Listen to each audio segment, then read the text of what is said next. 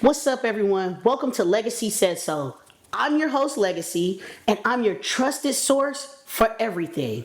So whether you want to do DIY projects, learn how to cook something, Nashville things to do, travel itineraries and tips, black-owned businesses and brands, or any other brand, I'm gonna keep it 8 more than 92 with you, so you always have the real, no matter what. Hey everyone, my name is Delishia Porterfield. I'm a councilwoman here in Nashville and I'm running for Metro Council at large. I'm so excited to be here with y'all today and share one of my favorite recipes. So what are you cooking today? So I'm making my favorite recipe so I can eat. Folks have Taco Tuesday. I have tacos every day. I know that's right. This is a ground turkey recipe, but it is a special recipe because I use special seasonings for it. And I also made a taco bake. Okay, so tell us what all goes into this. What are your special seasonings? Are you going to tell us the special seasonings? I guess I'll let y'all in on it. So I want y'all to enjoy it as much as I do. So with our ground turkey, we have our traditional taco seasoning, but I also use ranch seasoning. So not ranch dressing. Don't get the dressing, you're gonna mess yourself up. But if you look right above the dressing, when you go to the grocery store, there's a dry packet of ranch that you can use in recipes. Okay. So for every pound of ground beef or ground turkey, you want 1 pack of taco seasoning and 1 pack of the ranch dressing. So we actually have 3 different options here. So this is a Dorito taco bake. So this is Doritos layered with Mexican cheese. We have black beans, rice, corn, the ground turkey, and then we layered it with cheese again. Put it in the oven at 400 degrees, just long enough for the cheese to melt, so about 10 minutes. And then here you have a build your own taco bar. So as you see, we have the hard shells and soft shells. We have the ground turkey, the pico de gallo, taco sauce, and sour cream. We have cilantro, diced onion, black beans, Mexican rice, cheese, corn, and lime. So you have the option to make your tacos however you want them. We also have some more Doritos, so if you want to make a nacho version that's not baked, you could do that as well. I want all the versions, so when I make my plate, I'm gonna have one of everything. Same. Okay, so let's talk about why did you choose to cook tacos today? Yes. So I am a working mom and a single mom. So I have a beautiful 16-year-old daughter who's amazing. I'm also a director for a nonprofit. We do racial and social justice here in Nashville. And I'm a sitting council member. So I'm obviously super busy all of the time, but I still have to make time for my family. So I had to learn how to make some really quick meals that will be very satisfying and things that we enjoy to eat. So tacos is one of the things, it's like a go-to meal because I can get a lot of these things pre-made. So that like the pico is pre-made. I can get onion that's already diced so it doesn't take as long for me to cook it. So this is one of those go-to meals. I've had a super long day, but I still need to come home and feed my family. So I can whip this up pretty quickly. Okay, sounds good. Well, what I'm gonna do is ask you a few more questions so we can get to know you better because I wanna know and I wanna see how you answer some of these questions. All right, let's go.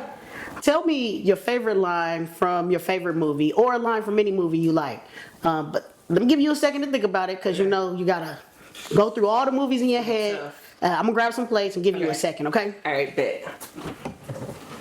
My favorite movie, hands down, has got to be Black Panther. Now, don't ask me a quote from the movie because I can't remember any of the quotes, but my favorite part of the movie is when all the people be like, "Ooh, ooh, ooh, ooh, ooh, ooh, ooh." Yeah, I like that part too. Yeah. So I know you were a teacher. So tell me your funniest memory from being a teacher. Funniest memory, hands down, was a little girl that I taught, and she had a more severe cognitive delay, and she would always get really distracted. So when I would be teaching her like her numbers, I would always say, focus, focus. So one day her mom came to school and was just like, Miss Porterfield, we love you. Our baby is doing so great. She's learned so much. But we think she's picked up a bad habit. And I'm like, what are you talking about? And she was like, she keeps coming home saying, us. And I'm like, no, we're saying focus. Her mom died laughing. Her mom thought it was so funny. Like, they were so weak. Like, to this day, every time I hear focus, that's what pops in my mind is that baby saying us. But it's, her mom thought it was hilarious. So. Now that's all I'm going to think about.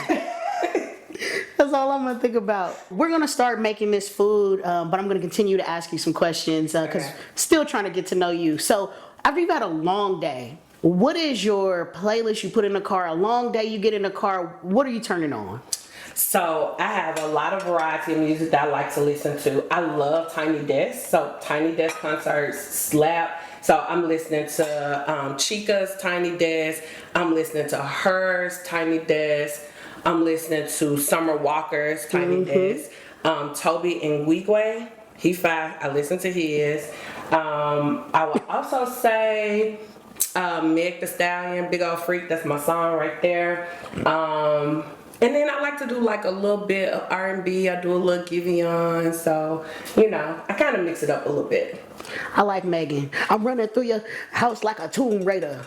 So I don't listen to a whole lot of Megan. I just like that one song. Oh, you like big old freak, big booty, big old treat. What's your theme song? What's playing in your head when you walk in the room when it's time to put your game face on? Industry Baby by Lil Nas X. Because he's got this line in the song where he was like, you was never really rooting for me anyway. And in this line of work right here, it is so many people that try to destroy you and tear you down, and it's really sad because you're really trying to like make the community better and you're trying to make people's lives better, but so many people will just like attack you for no reason. And like, even though you have so much support, you know how it is, like 50 people can say something good about you, but 2 people say something bad and it really cut and it really hurt. So that song like motivates me to remember, like, I'm gonna be on top. Like, you may not have been rooting for me, but I'm gonna be on top. Yeah, I like that. I like that song. I'm gonna have to put that in my get ready playlist. I got a good morning get ready playlist. Absolutely. I got some interesting songs on there because I like some of those songs with good lines and confidence boosters. Like I got 50 Cent. I Get Money. I like hearing that in the morning because he said, have a baby by me, baby, be a millionaire.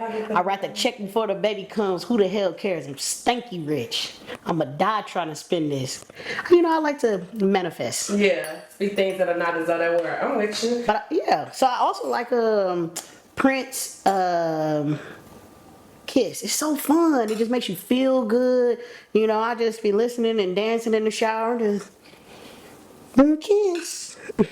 Now, tell me about your favorite sports teams. Now, I'm gonna judge you on this. This is the question. I will judge your answer. You definitely finna judge this answer. I'm finna tell you now you finna judge me. I may lose your vote because you finna judge me this hard. Oh gosh. Alright.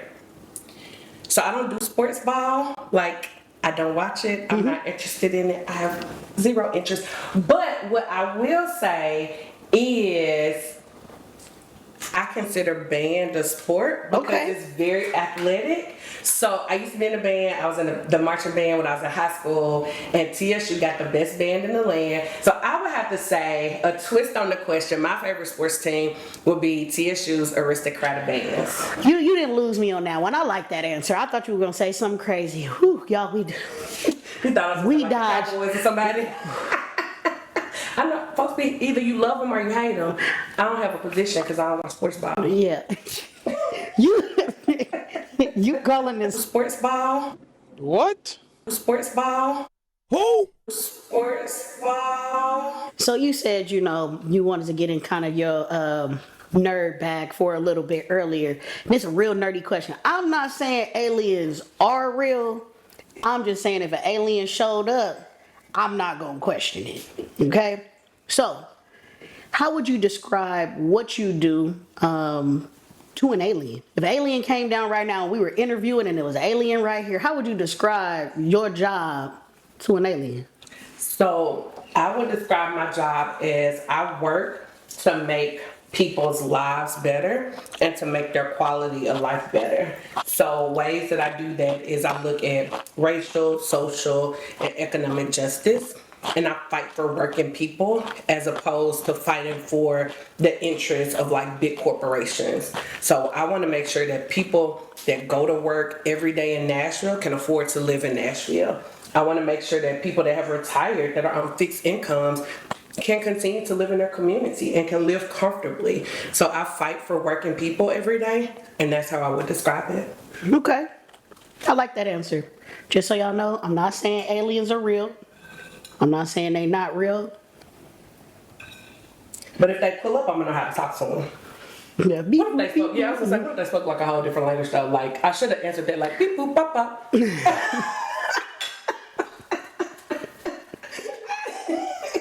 I mean, I don't know. That's interesting. But people be saying aliens do all kind of stuff on the planet, that they've been here and they've been doing stuff. Like I said, I'm not saying they real. I'm not saying they not real. If I saw an alien, I'm not gonna be like, that ain't an alien. I'm be like, that is interesting. You is not from here. You not from around here, is you? I'm just saying, like, you know how big the universe is? Like, And you mean to tell me there's no other life? yeah, I think it's kind of presumptuous of us to assume that we the only people here in this whole big old universe. So I'm not saying, I haven't put a lot of thought into it, so I don't know whether I believe in them or don't believe in them. I mean, but what I am saying is that I'm not an expert on it. But it's a whole big old universe. Math. We're only one small planet in this universe, so Statistics would say it ain't just us. I don't know. What I do know though is for the folk that are here, I'm gonna try to make this place better for them because we gotta leave something. Like I know that's right. we gotta leave something for our kids and our kids' kids. So I think about when I'm looking at policy, I'm thinking about how does this impact not just what's happening now, but like I got a 16-year-old daughter. How's this gonna impact her if she decides to have children one day? How is it gonna impact them? Yep. So a wise man leaves an inheritance to his children's children. Like it's not just about your generation and the generation up under you. It's about 2 and 3 generations below. So 50 years from now, I don't want people to be like, I fumbled the bag and messed something up, and now we're in a bad position because of a decision I made 50 years ago. Yep. Want to be a better place. Yeah. What's the craziest gift you've ever gotten? And did you like it? Did you fake it? Did you get a gift that made you be like, what? Last Valentine's Day, I hope he don't see this. Last Valentine's Day, my ex got me the worst gift. Oh my God. Even my 16-year-old was like, why would he do this? And I didn't like it and I didn't fake it. I straight up told him, this is not appropriate. Like it was so bad. Like his heart was in the right place, but it was really bad. He got me a lamp for Valentine's Day and 2 throw pillows for the couch. Like that is not an appropriate gift. So I'm gonna tell you now, if you are watching this and you have a partner, do not get them household goods for Valentine's Day. We don't want that. We don't like it. We want something that makes me know that you're thinking about me, not about the household. So I did tell him that I was not, I didn't wear him out because his heart was in the right place. And I do believe in being like sensitive to people. So I didn't wear him out, but I made it very clear that I was not happy with this gift. So did you mention you needed a lamp or something, or that you wanted some throw pillows? Were you at TJ Maxx together? You're like, oh, this would be cute in the house. No. If you watching, you are ex. I hope you're not watching because we're not talking about you. We know your heart was in the right place. I know your heart was. We know your heart was in the right place. But lamps, don't do that no more. Don't do that for your next girlfriend. Throw pillows? That's what you come home on a random Saturday and do. That's like, I went to Home Goods and I saw this. This made me think of you. Bruh, not Valentine's Day. I literally said that. You could have got flowers. This was a Tuesday gift. This was a random Tuesday gift. If it is a Tuesday, this is the gift. With some throw pillows, like, hey babe, I picked this up for the house. That would have been fine. But Valentine's Day, that is our first Valentine's Day. Valentine's Day, you supposed to, wait, what? It was our first Valentine's Day. I know the story gets worse. I hope you are watching. This ain't like 6 years in. This was, This the first Valentine's Day. And he was super sweet. But you know what it was? He was trying to like, because if he started with diamonds, he was going to have to maintain diamonds. So if you start with a throw pillow, right? You start with a throw pillow and a lamp. In this case. You are not helping. I'm trying to help you. I'm really not trying to help you because please don't do this no more. But so like in I'm not gonna say in his defense, but overall he was like a super sweet and thoughtful person. So like overall he did great things, but he fumbled with that too. That's like getting a vacuum. You know what I'm saying? Don't do that. Don't do that. You supposed to start your first Valentine's Day is supposed to be, can you woo woo woo? Oh, youngins, that might be too young. That might be too old for y'all. Now the first, what would be the youngins song? What they listen to? I don't know. They all toxic. Neighbors Know My Name. No, that's still old too. Maybe some Summer Walker. Coco Jones. I don't know the words to that. I see you. That don't do it for me. I don't know. No, Yeah. oh, you make me wanna come through 2:15 just to put it down on. That's the move for first Valentine's Day. Okay, I We're don't know gonna that one. catch you up to something. We're gonna catch you up with something. I'm gonna give you a play. So you had a dinner, right? You about to have dinner. Mm-hmm. You got 4 famous people. Yep, like this. Right. You got this, cause this a good meal. You making this, you got 4 famous people that can show up. Okay. Who's the 4 famous people that's coming to this dinner, and why are these the 4 people? Okay. So I'm gonna go with Michael B. Jordan, Okay. Beyonce, Okay. Bernie Sanders, Okay. and I don't know if it's gonna be Barack or Michelle. I'm gonna go with Barack Obama, Okay. and I'm gonna tell you why. I was about to say, tell me why. Michael B. Jordan, cause he fine. That's my celebrity crush. For Y'all- no reason other than the fact that man is fine. Like he fine. Like he is just fine. Ladies, I know y'all Michael B. love him. Jordan, if you watching this, hey. If you watching this, listen. I know you and Lori have broken up. I'm single, Michael B. Jordan. So Michael B. Jordan would be my first one. Okay. Yeah. If Michael B. Jordan lived in Nashville, I'm sure he would be voting for me. So that would be my first one. My second one would be Beyonce because I'm part of the Beehive and she's amazing at everything she does. She's an amazing singer. She's an amazing artist. I would love to hear about how she was able to take something that she was great at, like this gift that she has inside of her, and how did she like propel that gift to like bless the world and be successful. Like I believe that you don't chase money, like you chase your gift, and that is what makes you successful, and that's what I feel like she did, right? Yeah. So I would love to like hear about that and hear about that blueprint. Barack Obama, man, first black president, but even before that, like Barack has the ability to like inspire people and like move them to action. He's a And great orator. he is.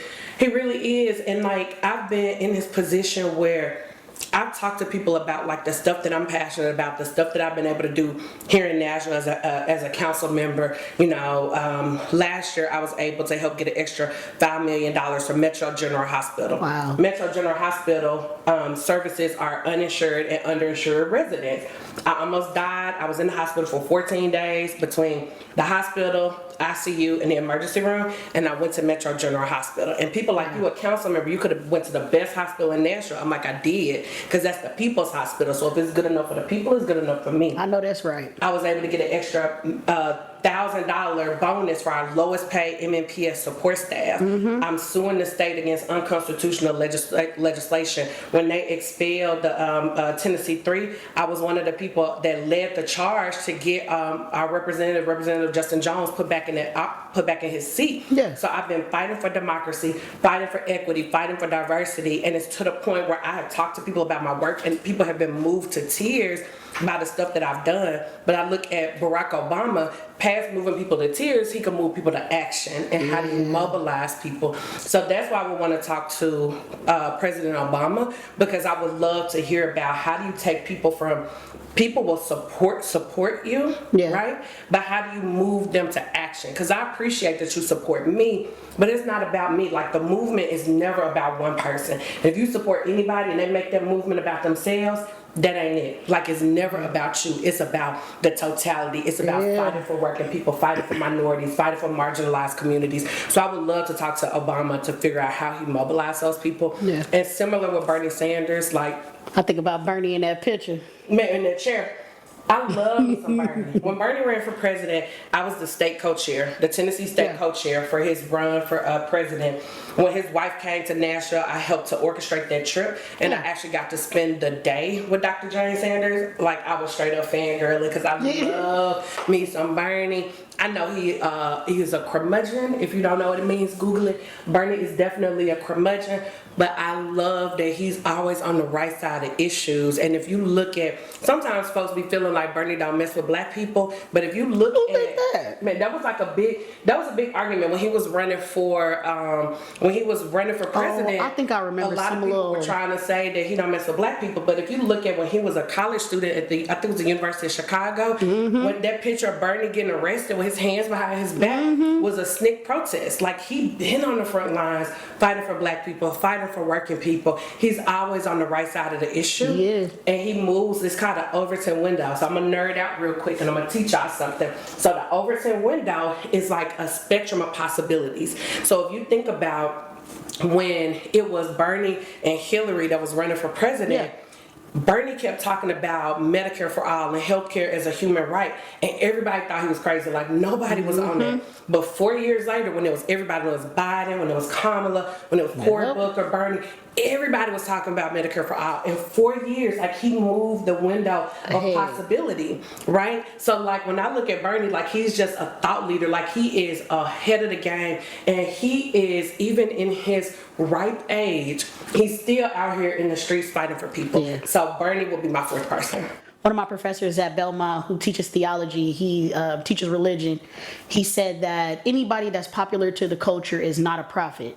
And as you can look back on people, there's people that we see that are popular to the culture now, but in their moment, they weren't popular to the culture. Absolutely. And it's the same thing like you were saying, like, people might not align with this currently right now, but of course you see when the work is done, and you see that in people like Barack and Bernie, you see the change. Like you said, you see how Barack can mobilize people. And I would just like to say, Dad, if you're watching, remember, I called Barack Obama winning way before he even said he was going to run. Okay? But you can see all of that change and how that impacts everything as a whole. Yeah.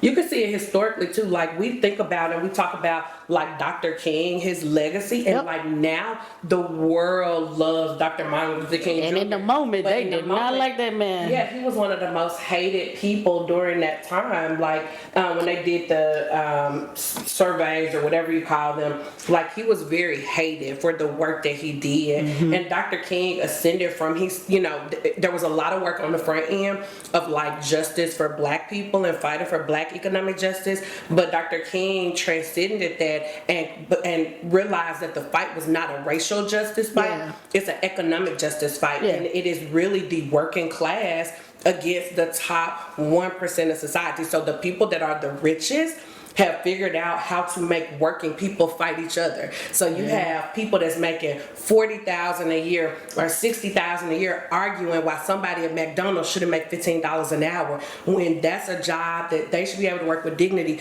They should be able to put a roof over their family's head and put a roof over their children's head, but they got us fighting each other while they at the top making all the money, and they can share those profits with their workers, right?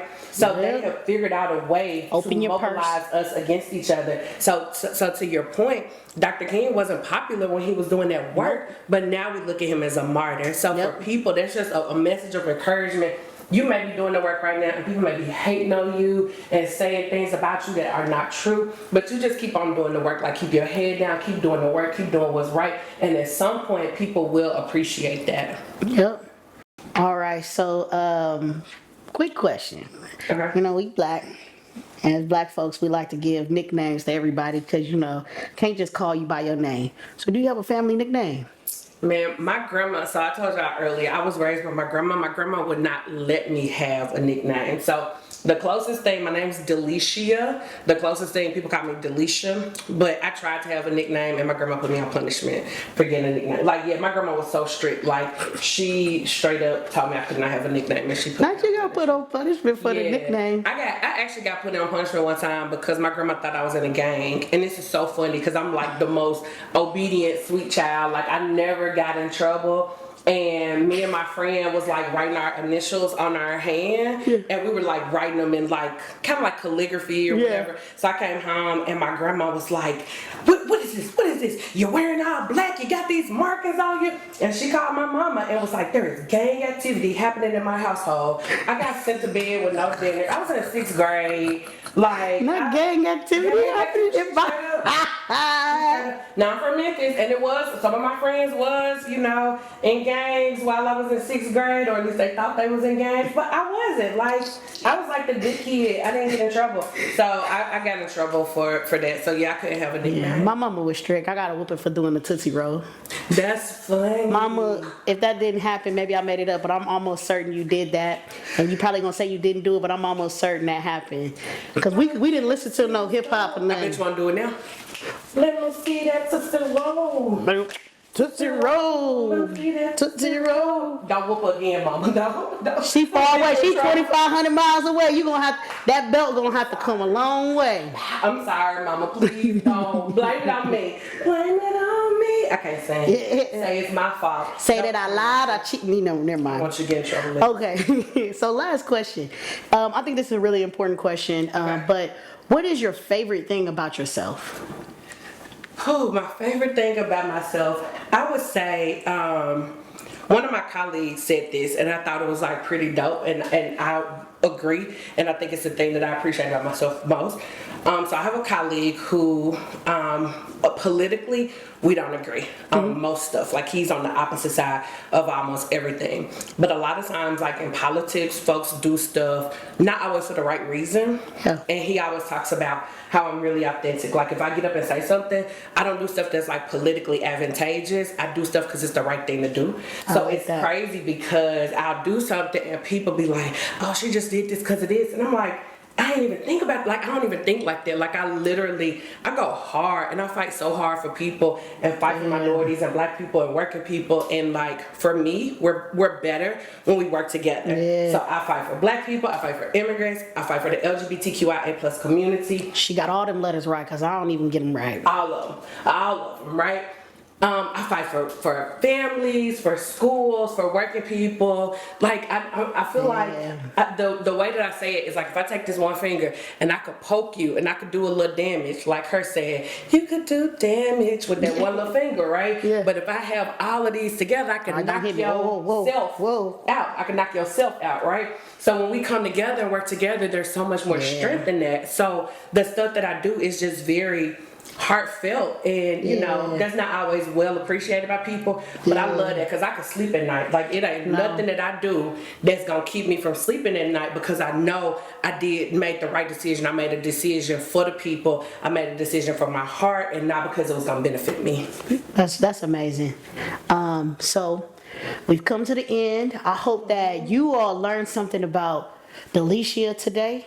Councilwoman Delishia Porterfield for District 29 in Nashville. I hope that you learned something about her today, and that you had a good time, and you learned how to cook something that was really good. Because I'm gonna tell y'all, I know y'all see that this stuff has been getting smaller and smaller, but you didn't see us eating more and more, because what y'all don't know is off camera we was eating, okay? Fact. But hopefully you learned a new recipe, you learned about her, and I want to thank you guys for coming. But I also want to thank you so much for joining me and being part of this. So tell me a little bit about what you got next. Yeah, so as Legacy said, I'm currently the councilwoman in District 29. I also serve as the chair of the Minority Caucus, which are the council members that are either black or immigrant, and I'm running for Metro Council at large. So the way that it goes, when you go and vote in August, you can early vote starting July 14th, but when you go vote, you can vote for one person for mayor, one person for vice mayor, and you can vote for up to 5 people for council at large, and you vote for one person for your council district. So I'm running for council at large. Basically, I've represented a portion of Antioch, and while I've represented Antioch, I've been fully present for those things like Kena speed humps, but I've also been on the front lines fighting for justice, equity, and democracy, making sure we have more funding for schools, making sure that black people have a place in this city, making sure working people have a place in this city. It's really hard to be fully present in 2 places, so I made the decision that because the things that I care about transcend those city boundaries, and it's the whole city, it's not just one part of Antioch, it's the whole city, I'm running for at large. So you get 5 votes, so I'm asking that you and and you, and you, and each one of you vote for Delishia Porterfield for council at large. You get 5 votes. I just need 1 of your 5. As you can see, y'all, I'm a real person. Like, I'm just like you. Literally, just like you. I'm a mama. I used to be a school teacher. I used to teach children's church at Mount Zion. I'm just a regular person who wanted to make their community better and decided to do something about it. So I go to protests, I do all those things, and I was like, you know what? If somebody's got to be making decisions, why not me? So I made the decision that I was going to run for office, and for the last 4 years, it's just been, the trajectory has been amazing, and I've been able to get a lot of stuff accomplished for working people in the city. So I'm running at large. I'm asking 1 of your 5 votes for Delishia Porterfield. That's what I got next. All right, so I want to know, not only how can I support you, but how can we, us as people watching, because y'all my cousins, y'all my family, hey friends, how can we support you in what you have next? So it's a couple of different ways. All right, the first way, follow me on social media. It's Delishia for Nash. That's DELISHIAFORNASH.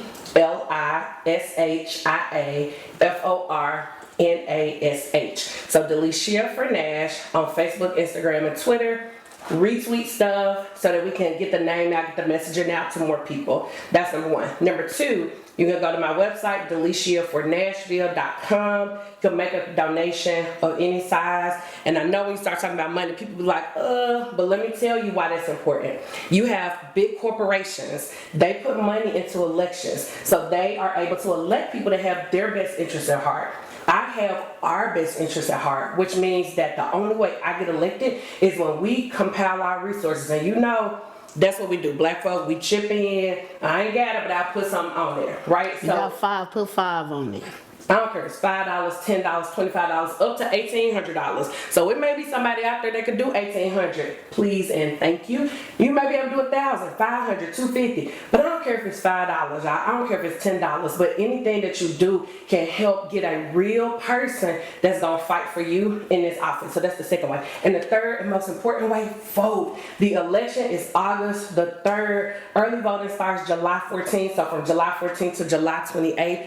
You want to change in your community, you need somebody fighting for you. You need somebody that's on the front lines, that's not going to compromise themselves, that's going to say, we're going to fight for people in this city, for working people to have a place in this city. You go to work every day, you should be able to afford to live here. You shouldn't have to move to Smyrna or Clarksville because you can't afford to live in this city no more. If your kids go to school here, they should have textbooks. If you're a teacher, a firefighter, if you work at the gas station, you should be able to afford to live in this city, y'all. I'm a single mama. I know what it was like to live paycheck to paycheck. So I bring my lived experience every single day when I'm up there fighting for policy and fighting for legislation. You need somebody with that lived experience. So make sure you come out and vote for me and bring some friends with you. Make a plan to vote. So when you say, okay, bet I'm gonna go out and vote on the 14th, but I'm gonna bring my cousin with me, I'm gonna bring my sister, I'm gonna bring my mom and daddy. Make sure you tell them and be like, hey, we gotta go vote. We gotta make sure our voices is heard.